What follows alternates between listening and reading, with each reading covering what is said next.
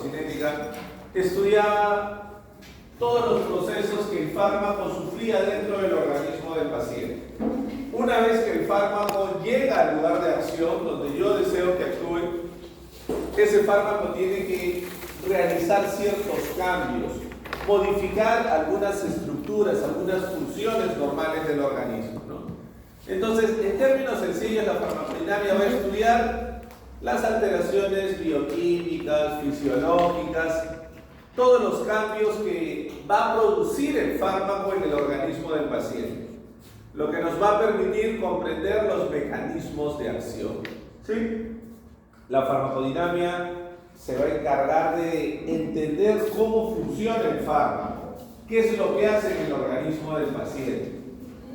Recordemos que un principio básico es que los fármacos no crean nuevas funciones. Los fármacos solamente van a modificar funciones que ya existen en nuestro organismo. Un fármaco puede incrementar una función, inhibir una función, pero no va a crear funciones nuevas. Es un principio básico para entender cómo es que este fármaco modifica alguna función preexistente en nuestro cuerpo. Eso se va a encargar la farmacodinámica. Además de eso, la farmacodinámica nos ayuda a entender cuantitativamente los efectos de los fármacos. Hay dos conceptos que vamos a ver en la parte final, que son los conceptos de potencia y eficacia, ¿sí? Eso me va a ayudar cuantitativamente a entender el efecto de los fármacos, que yo pueda decir qué fármaco es más potente o qué fármaco es más eficaz, ¿sí? Eso lo vamos a ver en la parte final de la clase. Antes de eso, a ver, vamos a pasar una más adelante, una más adelante. A ver. Para que los fármacos puedan ejercer su mecanismo de acción, en la mayoría de casos los fármacos tienen que unirse a estructuras especializadas llamadas receptores. ¿Qué son los receptores? Los receptores son estructuras proteicas especializadas que se encuentran mayoritariamente en la superficie celular, mayoritariamente en la membrana celular. Y algunos pocos de ellos se encuentran intracelularmente, dentro de la célula. Entonces, una vez que el fármaco llegó al tejido donde yo deseo que actúe, ¿no? Imagínense que tenemos un paciente con una pulpitis irreversible. El fármaco ya llegó, se distribuyó hacia esa pulpa inflamada. Yo quiero saber qué es lo que va a hacer. Para que ese fármaco actúe, tiene que unirse a un receptor específico, que se puede encontrar en la membrana celular o en casos menos frecuentes dentro de la célula. Todos los receptores que existen pertenecen a alguna de estas cuatro familias. Receptores tipo canal iónico, receptores acoplados a proteína G, receptores ligados a enzimas y receptores intracelulares, ¿no? Que obviamente lo vamos a ver ahora con más detalle. Esas serían las cuatro grandes familias a las cuales pertenecen todos los receptores que existen, ¿no? Como les decíamos, para que un fármaco pueda ejercer su acción, en el 99% de casos se tiene que unir a un receptor. La gran mayoría de fármacos, para ejercer su acción, se van a unir a un receptor. Y aquí viene lo que veíamos hace un momento, ¿no? A ver, aquí viene lo que veíamos hace un momento. Si yo tengo, imagínense ustedes, ¿no? Si yo tengo, de manera muy esquemática, si yo tengo acá una célula y tengo en la superficie un determinado receptor, ¿sí? Tengo acá un determinado receptor. Como les decíamos, los receptores mayoritariamente se encuentran en la superficie celular. Va a venir una molécula que va a activar a este receptor, un determinado ligando, ¿no? Puede ser un ligando endógeno o puede ser un fármaco, una molécula que va a activar ese receptor. Usualmente entre fármaco y receptor o entre ligando y receptor hay distintos tipos de enlaces. Mayoritariamente enlaces débiles. Se dice que usualmente entre un fármaco y su receptor suelen haber entre 6 a 10 diferentes tipos de enlaces. Entre 6 a 10 diferentes tipos de enlaces, mayoritariamente enlaces débiles. Y aquí los tenemos ordenados de esa forma, ¿no? ¿Cuáles son los enlaces más débiles de todos? Las fuerzas de Van der Waals. Entonces, lo que predomina para que ese ligando se una al receptor son enlaces débiles. Sobre todo, fuerzas de Van der Waals. Es lo que más frecuentemente vamos a encontrar. Como son enlaces débiles, usualmente ese ligando se une al receptor, produce una respuesta y luego el ligando se separa y se va a la circulación, se metaboliza y se elimina, ¿no? Entonces es algo que va a depender mucho del tipo de unión. En la mayoría de casos las uniones son muy débiles, ¿no? Menos frecuente los puentes de hidrógeno, menos frecuente los enlaces iónicos y ya extremadamente raro los enlaces covalentes. Puede haber en algunos casos muy puntuales entre el ligando y el receptor existen enlaces fuertes, pero es lo menos frecuente, ¿no? Lo más frecuente es que mayoritariamente haya fuerzas de Van der Waals, menos frecuente puentes de hidrógeno, bastante raro enlaces iónicos y extremadamente raro enlaces covalentes. Entonces recordemos que lo que predomina suelen ser los enlaces débiles, ¿no? Fuerzas de Van der Waals o en menor medida puentes de hidrógeno o enlaces iónicos. Esto ya lo vimos acá. Acá podemos ver, jóvenes, las 4 familias de receptores, ¿no? ¿Qué nos llama la atención de esa imagen, de ese gráfico que tenemos ahí? ¿Qué nos llama la atención? La forma de... ¿Cuál forma? 4 tienen forma diferente. Estos son canal iónico, estos son acoplados a proteína G, estos son enzimáticos y estos son intracelulares. Así, de manera general, ¿qué nos llamará la atención? La forma de ingresar. ¿Perdón? ¿Qué tiene diferente? Ya, sí, importante, que tienen diferentes ligandos. Hay ligandos específicos para cada tipo de receptor. Una buena observación. ¿Qué más nos llama la atención? La manera en que... La ubicación. ¿Cómo así la ubicación? De las 4 familias que vemos, ¿cuántas se encuentran en la membrana? 3, ¿no? Los canales iónicos, los acoplados a proteína G y los catalíticos o enzimáticos son receptores transmembrana. ¿Qué significa? Que atraviesan completamente la membrana celular, que están enclavados en la membrana celular. Y solamente la última familia, como su nombre indica, los receptores intracelulares, se encuentran dentro de la célula. Obviamente pueden estar a nivel del citoplasma o incluso en algunos casos intranuclearmente. ¿Sí? Entonces, tener esa idea general, vamos a describirlos ahora con mayor detalle. ¿Sí? Veamos la primera familia, que son los receptores tipo canal iónico. Los receptores tipo canal iónico se conocen también como receptores ionotrópicos. ¿Sí? Receptores canal iónico o receptores ionotrópicos. Porque lo que van a hacer estos receptores es regular, modular la transferencia de iones a ambos lados de la membrana. Como dice acá, son canales transmembrana, hemos visto que atraviesan completamente la membrana. Son canales especializados. ¿A qué se referirá, jóvenes, cuando dice canales especializados?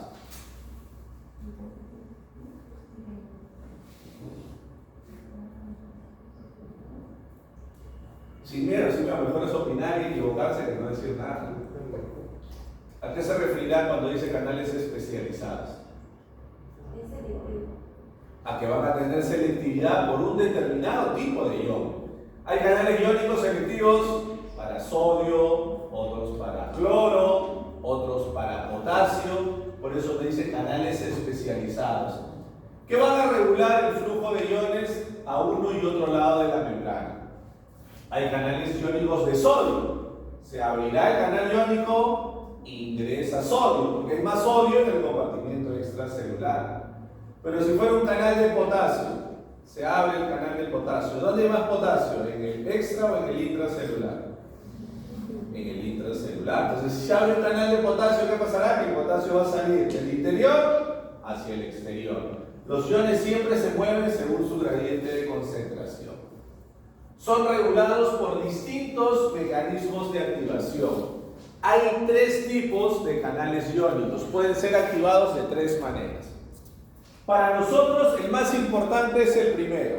Los canales iónicos activados por ligando. Canales iónicos activados por ligando. ¿Qué significa? Que se necesita una molécula, se necesita un ligando que se una al receptor para que se abra el canal iónico. Esos son los más importantes para nosotros. Farmacológicamente, los canales iónicos activados por ligando son los más importantes dentro de esta familia de canales iónicos. Canales iónicos activados por ligando. En segundo lugar de importancia, tenemos a los canales iónicos activados por voltaje. Quizás recuerdan ustedes en fisiología cuando vieron neurotransmisión, ¿sí? ¿Se acuerdan? Llega el potencial de acción a la terminación nerviosa, ¿se acuerdan? Y se abre un canal de calcio voltaje dependiente. Ese canal de calcio voltaje dependiente es un tipo de canal iónico activado por voltaje. Esa despolarización abre ese canal iónico de calcio. Ingresa calcio y se liberan los neurotransmisores. Los segundos en importancia, canales iónicos activados por voltaje. Y más raros, poco frecuentes, pero por ahí algunos ejemplos que veremos más adelante, canales iónicos activados por segundo mensajero. Algo muy importante, la respuesta a los canales iónicos es extremadamente rápida. Una vez que el ligando se une al canal iónico, la respuesta es inmediata. Solamente demora milisegundos, una respuesta extremadamente rápida. Es por eso que este tipo de receptores canal iónico son muy utilizados en la neurotransmisión. Los neurotransmisores, el principal inhibitorio, GABA, el principal excitatorio, glutamato, utilizan mayoritariamente receptores tipo canal iónico. Gracias a que esa respuesta va a ser muy rápida, será una respuesta casi inmediata. Veamos entonces algunos ejemplos que les comentábamos hace un momento. Por ejemplo, ¿cuál será el principal neurotransmisor inhibitorio en el sistema nervioso central? ¿Se acuerdan? El principal neurotransmisor inhibitorio en el sistema nervioso central.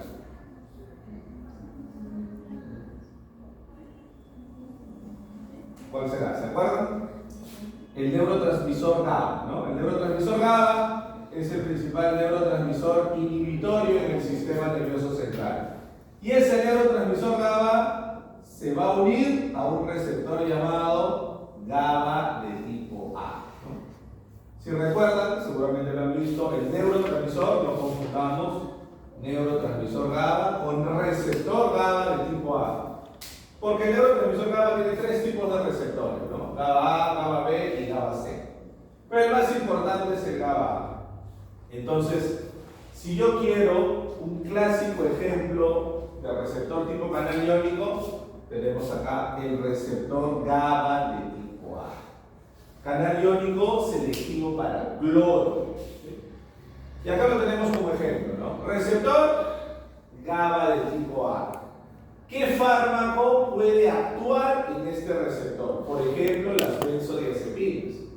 Benzodiazepinas como diazepam, alprazolam, clonazepam, midazolam, son benzodiazepinas que van a modular positivamente la actividad del receptor GABA de tipo A.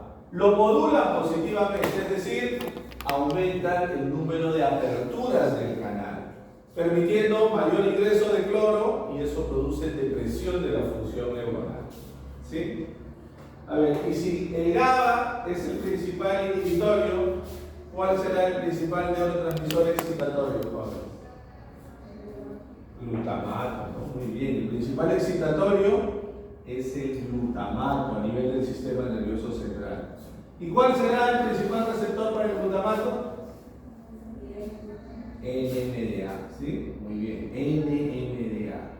es el principal receptor. Recordemos que hay varios, ¿no? Hay NMDA, AMPA, kainato, por mencionar los tres más importantes. Pero el más importante es el receptor NMDA. También es un ejemplo de receptor tipo canal 2. Entonces vemos acá, receptor NMDA. Por ejemplo, este fármaco intravenoso que es la ketamina. La ketamina es un antagonista del receptor NMDA. La ketamina se une a un sitio alostérico, vamos a ver qué significa eso. Se une a un sitio alostérico y va a antagonizar la actividad de este receptor NMDA, causando depresión de la función neuronal. ¿Sí? Decíamos, más importantes son los receptores activados por ligando. Por ejemplo, ¿no? Este GABA de tipo A, su ligando endógeno, ¿cuál será? El neurotransmisor GABA. Pero como hemos visto, también puede ser activado por otros fármacos que recibimos exógenamente. En el caso del glutamato, es el ligando endógeno para el receptor NMDA.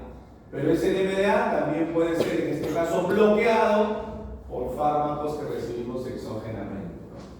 Y acá tenemos un ejemplo de canal iónico activado por voltaje. Los canales de sodio voltaje dependientes que tenemos en las terminaciones nerviosas. Terminaciones nerviosas que cuando se activan van a producir dolor. Entonces, ¿cómo podemos bloquear a estos canales de sodio para que nuestro paciente no perciba dolor?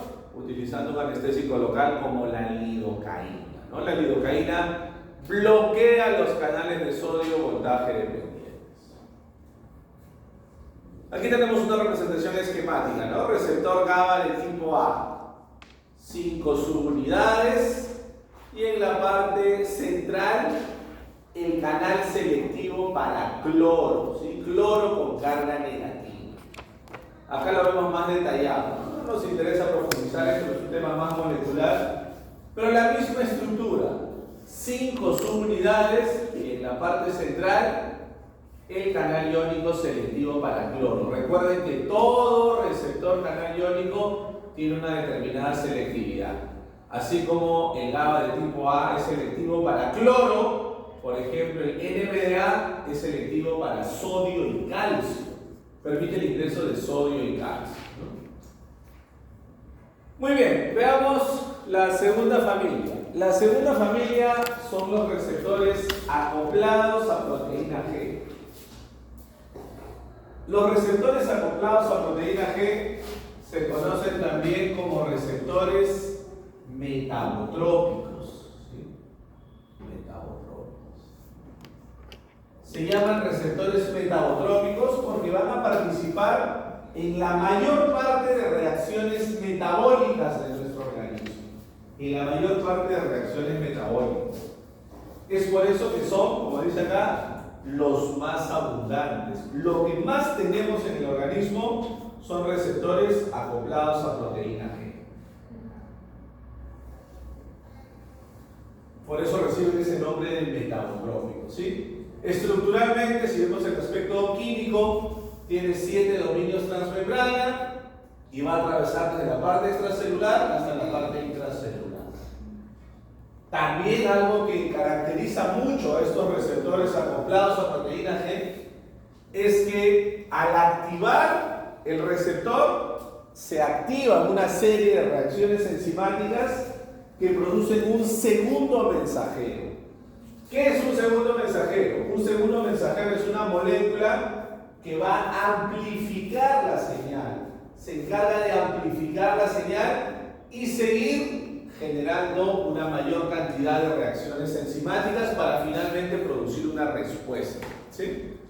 Vamos a verlo luego con un gráfico, ¿no? Ese es un segundo mensajero, una molécula intermediaria que se encarga de amplificar la señal para seguir produciendo más reacciones enzimáticas y finalmente producir una respuesta a ese ligando, a ese receptor que se unió a este receptor metabotrópico, ¿sí?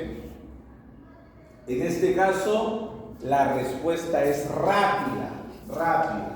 La respuesta va a durar segundos, ¿sí?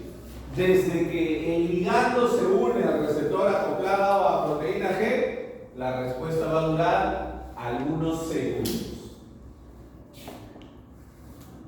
A ver, ¿qué ejemplos tenemos? Hay muchísimos ejemplos, ¿no? Por ejemplo, a nivel del sistema nervioso simpático, todos los receptores, alfa 1, alfa 2, beta 1, beta 2, beta 3, todos son acoplados a proteína G. En el sistema nervioso simpático, todos son acoplados a proteína G. Por ejemplo, tenemos el receptor alfa 1 adrenérgico. ¿Se acuerdan dónde se encuentra principalmente el receptor alfa 1 adrenérgico? ¿Dónde se encontrará principalmente el receptor alfa 1 adrenérgico?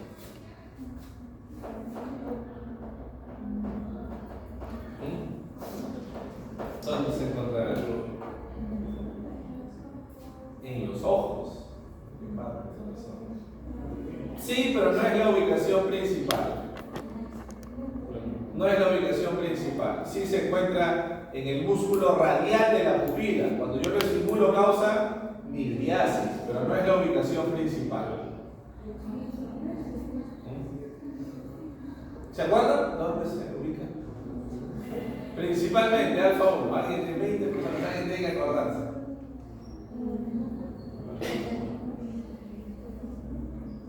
¿Sí?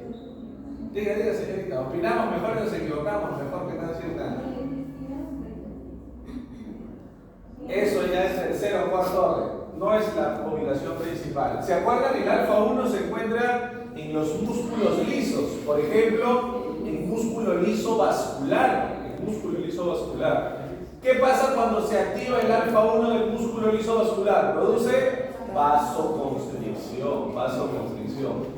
Por ejemplo, la adrenalina estimula ese receptor alfa 1, ese ligando endógeno. Aunque también lo podemos usar como fármaco. Por ejemplo, nosotros cuando usamos anestésico local, usamos lidocaína asociada con adrenalina. Para que localmente donde yo coloco la lidocaína se produzca una vasoconstricción. Para que el anestésico local se quede más tiempo en ese sitio. El efecto sea más prolongado, pueda bloquear mejor el dolor, haya menos sangrado del lugar que yo estoy interviniendo. Entonces es por eso que usamos lidocaína asociada con adrenalina. Luego tenemos el beta 1, más fácil. ¿Dónde se encuentra el receptor beta 1? Más fácil, en el corazón, ¿no? Beta 1 es el más abundante a nivel del corazón. ¿Qué pasa cuando se activa el receptor beta 1? Aumenta la frecuencia cardíaca, aumenta la fuerza de contracción, aumenta la velocidad de conducción. ¿En qué enfermedad creen ustedes que puede estar aumentado, ¿no? Todos estos parámetros? Aumenta la fuerza de contracción, aumenta la frecuencia cardíaca, aumenta la velocidad de conducción. En hipertensión, en una arritmia, una taquiarritmia, en un cuadro de angina. Entonces tenemos fármacos que bloquean a este receptor. Por ejemplo, el atenolol. El atenolol es un bloqueante del receptor beta 1 para reducir esa exagerada actividad del beta 1. Entonces, ¿para qué se usa el atenolol? Como antihipertensivo, como antiarrítmico, como antianginoso. Y luego tenemos también los receptores histaminérgicos, los receptores para histamina. Por ejemplo, el receptor H1. ¿Qué pasa cuando se activa este receptor H1? Produce vasodilatación, prurito, urticaria, aumento de la secreción en las vías respiratorias superiores, ¿no? Típico de algunas reacciones alérgicas, algunas reacciones de hipersensibilidad. ¿Qué podemos hacer para bloquear ese receptor? Administrar un antihistamínico, como la loratadina, la cetiricina, la fexofenadina, entre otros, ¿no? Por ahí el más popular, que ya saben que el popular nunca es el mejor, el más popular nunca es el mejor, es la cetiricina, ¿no? El más conocido, el más comercial. Y aquí tenemos un poquito lo que les comentaba, ¿no? Decíamos, químicamente tiene 7 dominios transmembrana, es lo que vemos acá. Vean ustedes, atraviesa 1, 2, 3, 4, 5, 6, 7 veces de ida y vuelta a la membrana. ¿Por qué se llama receptor acoplado a proteína G? Porque en la parte intracelular está unido a una proteína que se llama, en grupo, todo este grupo se llama proteína G. Por eso decimos receptor acoplado a proteína G. Como ven ustedes, esta proteína G, cuando se encuentra en reposo, tiene tres subunidades: subunidad alfa, subunidad beta y subunidad gamma. Y en reposo está unida a un GDP. ¿Qué sucede cuando viene ligando y se une a la parte extracelular? Se activa el receptor, se intercambia el GDP por el GTP y se separa esta fracción. Se separa la fracción alfa-GTP. Eso va a pasar siempre. Entonces, esto nos lleva a lo que vamos a ver ahora. ¿Sí?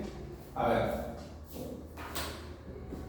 Hay algunos tipos especiales que vamos a ver. Dentro de la proteína G hay subtipos de proteína G.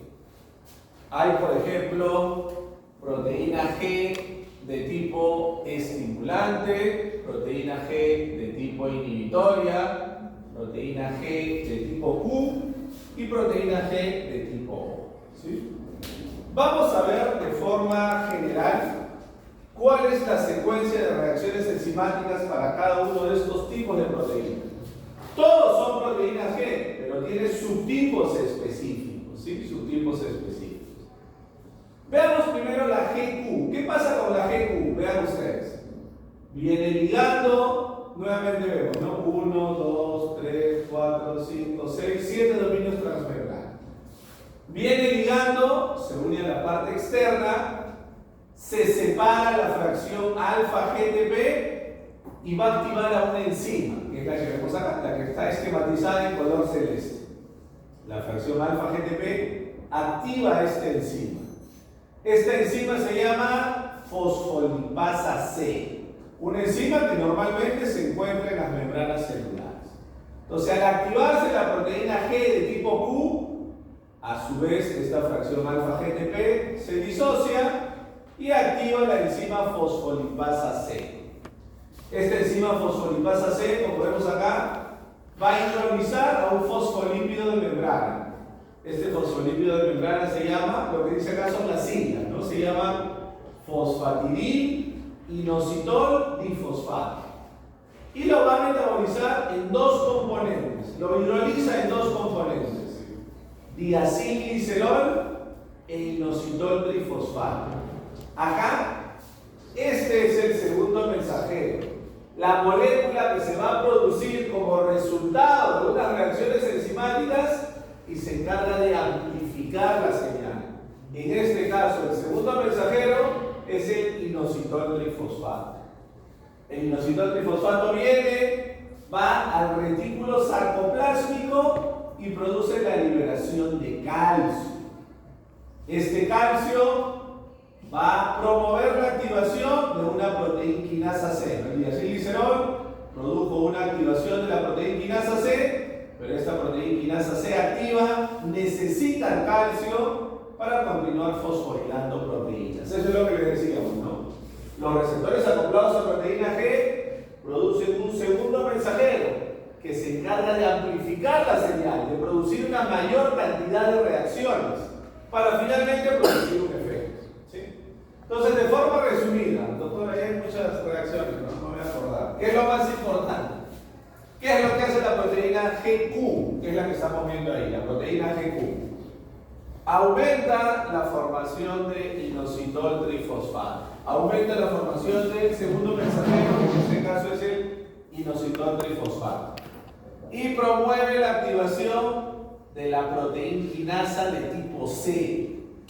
Ojo que en este caso es proteína quinasa de tipo C porque depende de calcio. Necesita el calcio para continuar fosforilando proteínas y producir los efectos que se van a generar finalmente. Eso sería la G de tipo Q. Acá tenemos la G de tipo S, ¿no? La G de tipo S. Nuevamente vemos, viene ligando, se une al receptor, en la parte intracelular se separa la fracción alfa-GTP, en este este caso, al ser una proteína G de tipo estimulante, activa otra enzima, la enzima adenilil ciclasa. Otra enzima que también se encuentra normalmente en la membrana celular. Esta enzima adenilil ciclasa cataliza esta reacción enzimática, hace que el ATP se convierta en AMP cíclico. Y este AMP cíclico promueve la activación de una proteína quinasa de tipo A, que es más sencillo, es más fácil de recordar. ¿Por qué será proteína quinasa de tipo A? Porque depende de AMP cíclico. Entonces, en el caso de la GS, el segundo mensajero será el AMP cíclico. La molécula señalizadora es este AMP cíclico. ¿Y qué es lo que va a hacer? Promover la mayor activación de la proteína quinasa de tipo A. ¿Se entiende, jóvenes? Son las principales proteínas G, ¿no? GQ y GS. ¿Se entiende? No caras de preocupación. ¿Se entiende, jóvenes? Más o menos. Que se entienda más o menos, ahí estamos. Es una reacción un poco complicada.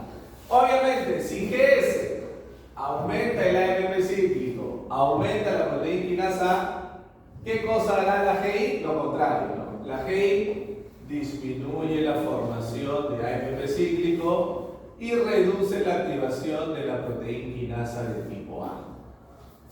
Mientras que la GO es una proteína G especial que se encuentra en las terminaciones sinápticas. La GO se encuentra en las terminaciones sinápticas.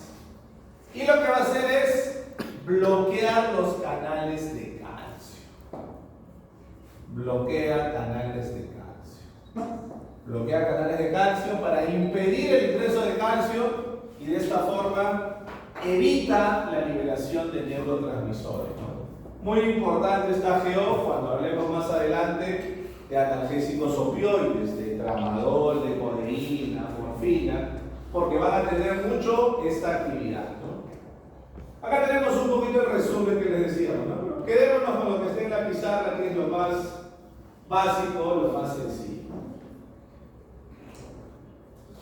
Vemos la tercera familia de receptores. La tercera familia de receptores son los receptores ligados a enzimas, conocidos también como receptores enzimáticos o receptores catalíticos, ¿sí? Receptores enzimáticos o catalíticos.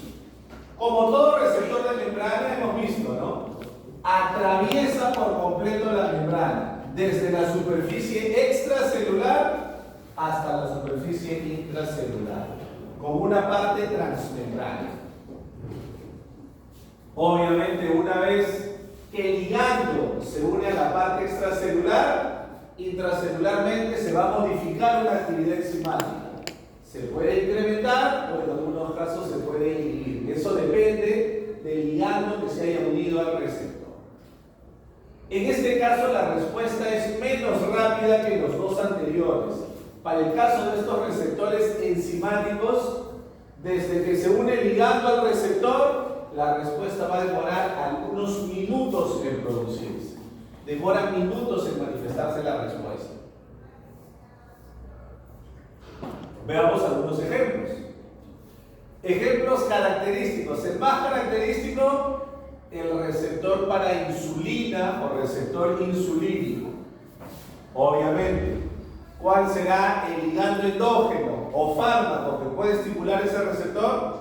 La insulina, ¿no? La insulina es una hormona que nuestro propio cuerpo produce y que también es un fármaco que algunos pacientes, por ejemplo los pacientes diabéticos tipo 1, necesitan inyectarse para poder llevar su vida normalmente. También, un ejemplo medio complicado, fácil de entender si lo explicamos, existe en nuestro organismo una quinasa llamada quinasa BCR-ABL. La quinasa BCR-ABL es una quinasa que participa en los procesos de diferenciación celular, en la proliferación y diferenciación celular. En algunas enfermedades, como en el cáncer, esta quinasa tiene una mayor actividad, por eso hay tanta proliferación y diferenciación celular. Obviamente, para evitar eso, se utilizan algunos fármacos como el imatinib. El imatinib es un antineoplásico que inhibe a esta quinasa BCR-ABL. Por eso se usa para el tratamiento de algunas formas de cáncer.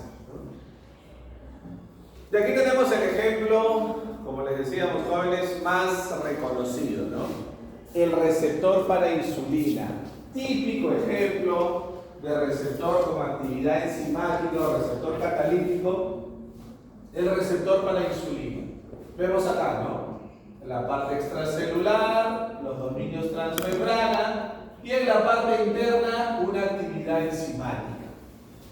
Viene la hormona insulina circulando, se une a su receptor, se une a la parte externa del receptor, se activa el receptor y eso permite la activación de una función enzimática, en este caso la fosforilación de los residuos de tirosina. Esta insulina, al activar el receptor, va a producir esta respuesta, una respuesta de fosforilación de residuos de tirosina. Eso produce una serie de reacciones que van a generar que los GLUT4 que están a nivel del citosol vayan hacia el citoplasma y lleguen a la membrana celular. Aquí como que está un poco más detallado ese mecanismo, ¿no? Como desde el citosol atraviesan todo el citoplasma y llegan a la membrana celular. ¿Se acuerdan en qué tejidos, en qué parte de nuestro cuerpo tenemos mayor cantidad de GLUT4? ¿Sí? ¿Dónde? Digamos, a lo mejor decir algo que no opinar. Cuando estemos en el examen de casos clínicos o de evaluación práctica, a veces pasa, ¿no? Se va a pasar de 4 o 5, ¿no? Y algunos no dicen nada, ¿no? Le ponemos 5 y reclamos, 5 es mucho, 5 es un regalo, además lo podemos poner 0, nosotros no decimos nada, es 0 la nota. Siempre hay que opinar, si nos equivocamos, perfecto, en ese proceso de aprender están ustedes, ¿no?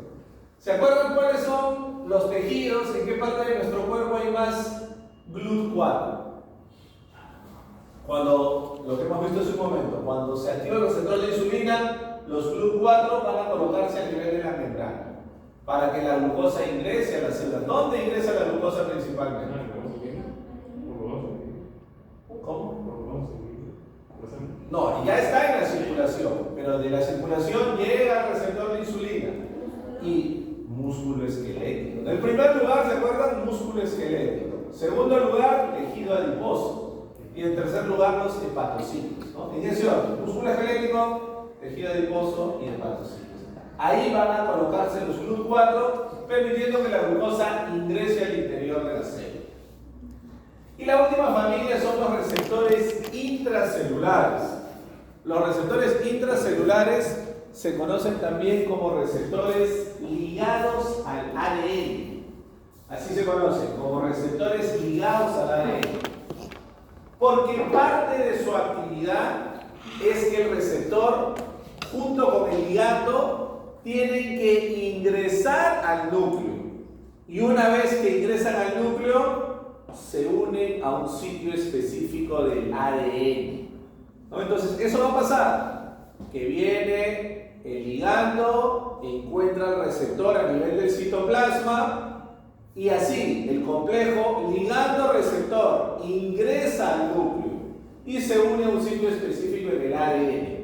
Por eso estos receptores se llaman también receptores ligados al ADN, ¿no? Una característica muy importante: todo ligando que se une a un receptor intracelular debe ser altamente liposoluble, porque necesita atravesar la membrana celular, atravesar todo el citosol, en muchos casos incluso atravesar la membrana nuclear. Entonces, para atravesar todas esas membranas, el ligando que se va a unir a un receptor intracelular tiene que ser altamente liposoluble. En este caso, la respuesta de estos receptores es bastante lenta, suele ser una respuesta lenta.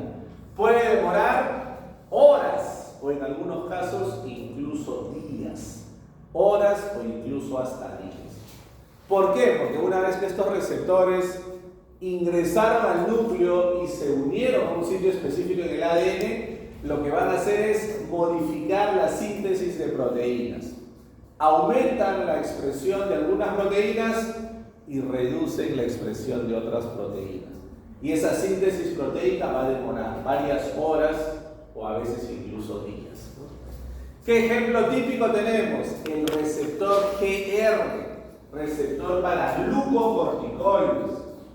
Recordemos, el principal glucocorticoide de nuestro organismo, ¿se acuerdan cuál es? ¿Cuál es el corticoide que nuestro propio organismo produce, ¿no? Su nombre lo dice, ¿no? Corticoides se produce en la corteza de la glándula suprarrenal. ¿Cuál será el principal corticoide que nuestro propio organismo produce? No, la adrenalina es una catecolamina y se produce en la médula de la glándula suprarrenal. Pero en la corteza, ¿se acuerdan? Cortisol, muy bien. El cortisol es el principal corticoide endógeno. Entonces el cortisol se une a este receptor GR, modificando la síntesis proteica. Obviamente, el cortisol es el corticoide endógeno que produce mi cuerpo, pero también hay corticoides exógenos, ¿no? Seguramente ustedes conocen prednisona, prednisolona, dexametasona, betametasona, entre otros. Y también tenemos acá el receptor TR, que es el receptor para la hormona tiroidea, el receptor para la tiroxina. También es un receptor intracelular, ¿no? Y acá vemos de manera sencilla un gráfico, ¿no? Vemos acá una membrana celular, la representación de una célula, una membrana celular, acá está el citosol, acá está el núcleo, ¿no? Entonces viene la hormona esteroidea, por ejemplo, podría ser el cortisol. Ese cortisol tiene que atravesar primero la membrana celular, llega al receptor, se une al receptor, el receptor se activa y así el complejo ligando-receptor ingresa al núcleo y se une a un sitio específico en el ADN, ¿no? Les decíamos, por eso esta familia de receptores se conoce también como receptores ligados al ADN. Acá vemos lo mismo, ¿no? El glucocorticoide viene por la circulación, atraviesa la membrana celular, se une a su receptor, el receptor se activa y de esa forma, dimerizado, ingresa al núcleo. Se une a un sitio específico del ADN, ¿no? Una vez que ingresó el receptor con su respectivo ligando al interior del núcleo y se unió a un sitio específico del ADN, va a modificar la síntesis proteica. En algunos casos puede favorecer la formación de algunas proteínas. Para ir familiarizándonos con algunos términos que veremos más adelante. Cuando favorece la formación de algunas proteínas, eso se llama transactivación. Yo podré decir luego, lo veremos luego con más detalle, que los corticoides causan transactivación de los receptores beta-2 adrenérgicos. ¿Qué significa? Que por acción de los corticoides aumenta la expresión, la formación de receptores beta-2 adrenérgicos. ¿Sí? Y lo contrario también puede pasar, se disminuye la formación de otras proteínas. Cuando se reduce la formación de algunas proteínas, eso se conoce como transrepresión. ¿Sí? Entonces, los receptores ligados al ADN pueden producir transactivación o transrepresión de ciertos tipos especiales de proteínas. Esto nos lleva, jóvenes, tenemos todavía 20 minutos. Esto nos lleva a un concepto que vamos a ver ahora. Dos conceptos realmente importantes, que son los conceptos de potencia y eficacia. Yo les pongo un ejemplo antes de ver el concepto, ¿sí? Un ejemplo muy sencillo. Imagínense que estamos en el ámbito médico, ¿no? Imagínense que, no sé, somos oncólogos y tenemos que ver a un paciente con dolor severo por cáncer. Yo ese dolor severo lo puedo aliviar con morfina de 4 miligramos. O puedo tener un efecto equivalente con tramadol de 50 miligramos. O puedo tener un efecto equivalente con fentanilo de 100 microgramos, o puedo tener un efecto equivalente con codeína de 60 miligramos. Esos 4 fármacos en esas dosis me van a producir un efecto equivalente, similar: 4 miligramos de morfina, 50 miligramos de tramadol, 100 microgramos de fentanilo y 60 miligramos de codeína. Así a simple vista, sin que veamos todavía el concepto.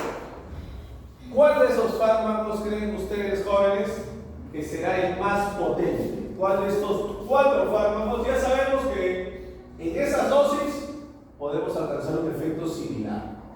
Pero si yo los veo así, analizo un poquito, ¿cuál de esos fármacos será más potente? ¿Cuál tendrá mayor potencia? ¿Por qué fentanilo?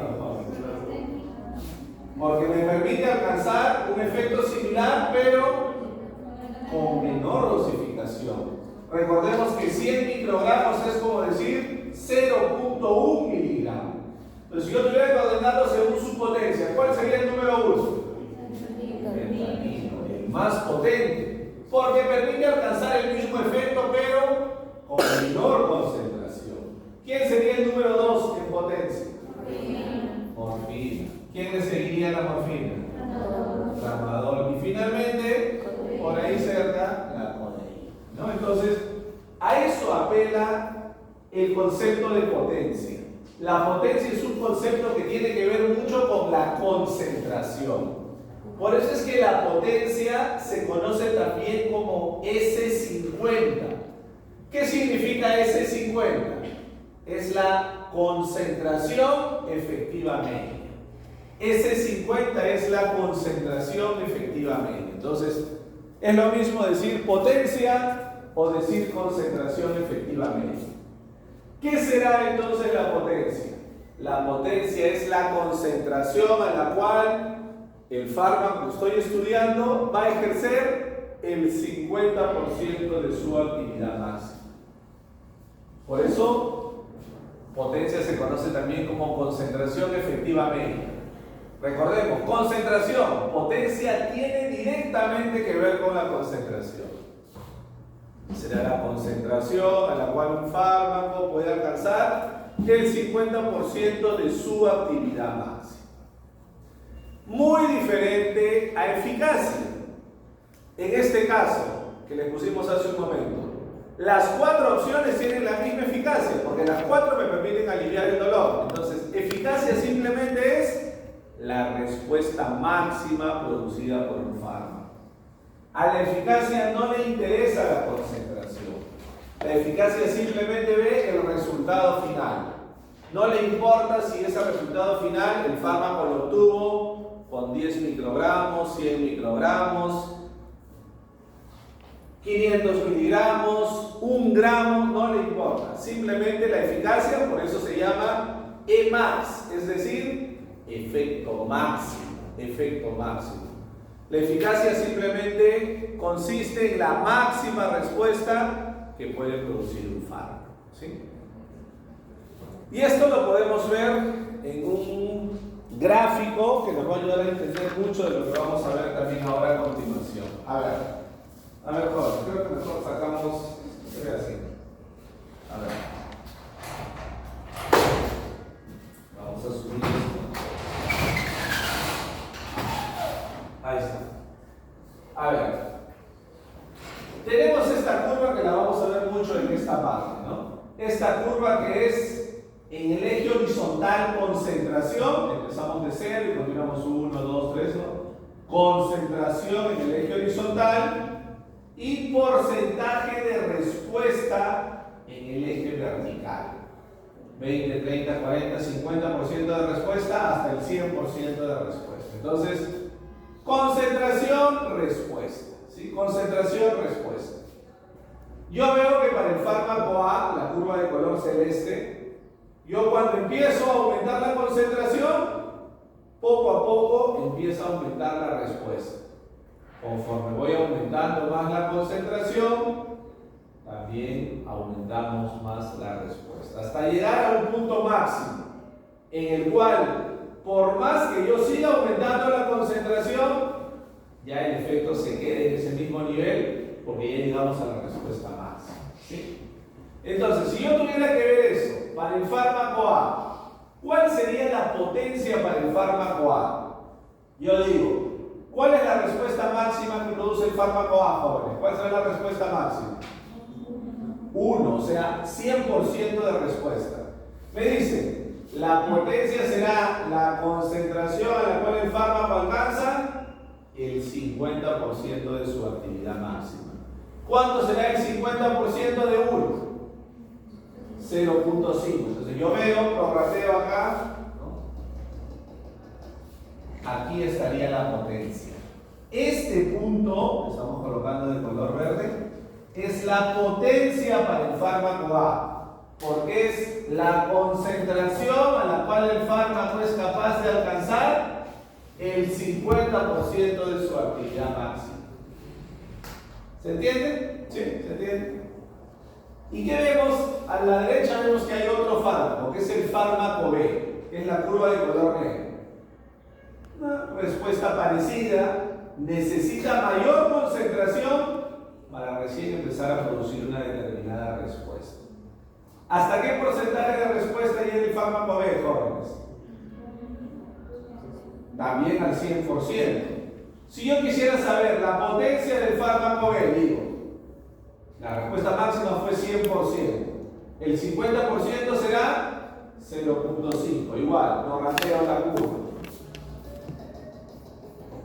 Y tenemos acá la potencia para el fármaco B. ¿Qué puedo decir yo viendo solamente las curvas? ¿Cuál de esos dos fármacos es más potente? ¿El fármaco A o el fármaco B? Obviamente el fármaco A, porque puede alcanzar ese 50% de su actividad máxima, pero con menor concentración. Si yo tuviera, jóvenes, una tercera curva, de esta manera, si yo tuviera una curva así,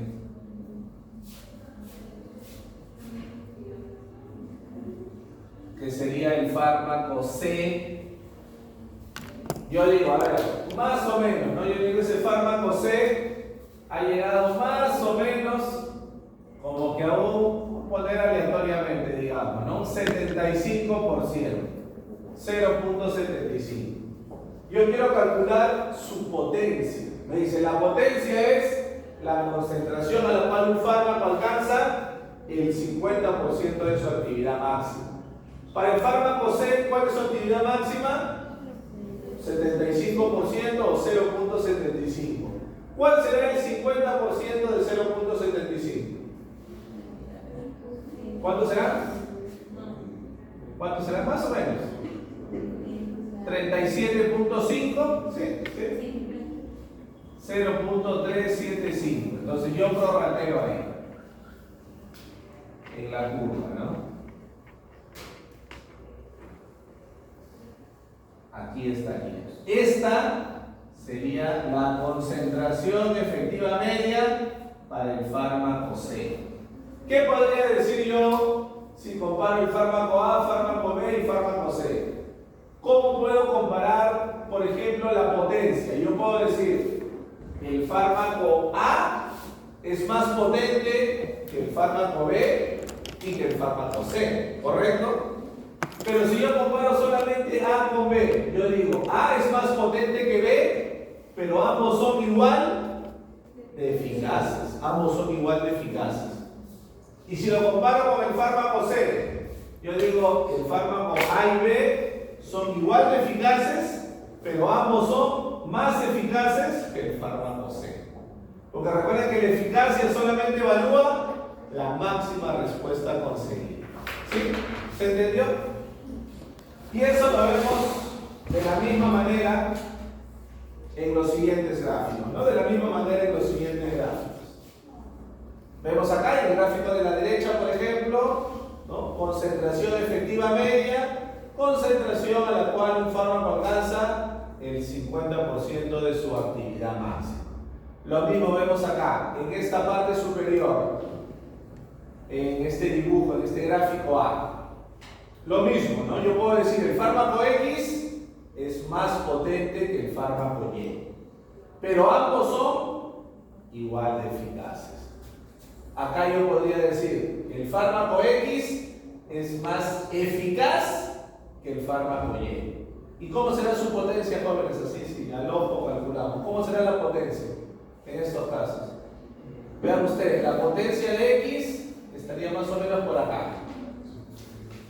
Y la potencia de Y estaría más o menos por acá.